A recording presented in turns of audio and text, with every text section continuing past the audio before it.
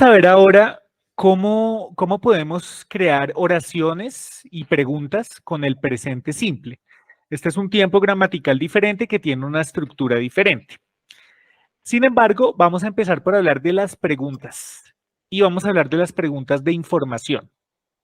No importa qué tiempo gramatical veamos, siempre podemos hablar de estas preguntas de información. Aquellas que empiezan en cuándo, dónde, cómo, por qué, etcétera, son preguntas de información.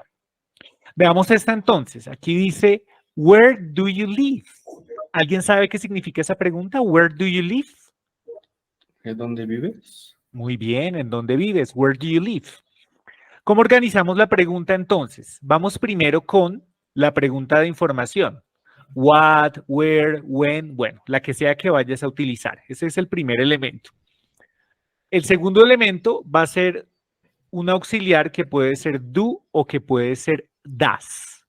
¿Alguien recuerda de qué depende que yo utilice do o que utilice das? De la persona, ¿no? De la persona o el sujeto, muy bien. Entonces, si tienes, por ejemplo, she, he, it, o si tienes Diana, que es lo mismo que decir ella, Juan, que es lo mismo que decir él, a cat, que sería como decir it, or a book. Si tienes cualquiera de estos sujetos, ¿qué vas a utilizar? ¿Do o das? Das. Das, es correcto. Y con los otros sujetos, por ejemplo, I, you, we o they, o si decimos Diana and Juan, que es lo mismo que decir they o ellos, o cats, que gramaticalmente hablando es lo mismo que decir they, incluso objetos como books, plurales, es lo mismo que decir they. ¿Cuál de estos dos vas a utilizar? Do. Do, muy bien. Como en el ejemplo, mira, estoy utilizando you, entonces utilizo el auxiliar do. Where do you live? Y finalmente tenemos el verbo en su forma base, verb in the base form. Vamos a ver rápidamente a qué nos referimos con el verbo en su forma base. Los verbos en inglés, al igual que en español, pueden tomar diferentes formas, ¿sí? El pasado, con ing, etcétera. Aquí tengo algunos verbos. Tengo, por ejemplo, este verbo. Es el mismo verbo tomando diferentes formas. Works, working, worked, work. Es el mismo verbo. Pero bueno, lo importante aquí es, ¿cuál sería la forma base, Arturo? ¿Cuál crees tú que es la forma base de este verbo?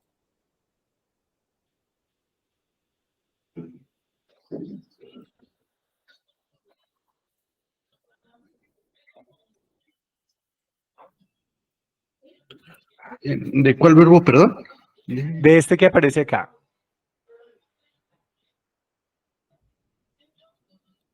Sería work nada más, ¿no? Correcto, esa es su forma base. Escuchemos a Manuel. Mira, aquí tenemos el mismo verbo cambiando de forma. Slept, sleeping, sleep, sleeps. ¿Cuál es la forma base, Manuel? Sleep. Correcto, ahí tenemos la forma base. Juan Carlos, el mismo verbo. Go, went, gone, going, goes. ¿Cuál es su forma base? Go. Correcto, go. Y en este caso, lives, live, living, lived. Arturo, ¿cuál es la forma base? Lip. Correcto. Bien. Hablamos de la forma base porque siempre que hagamos preguntas con el presente simple, el verbo va a quedar en su forma base.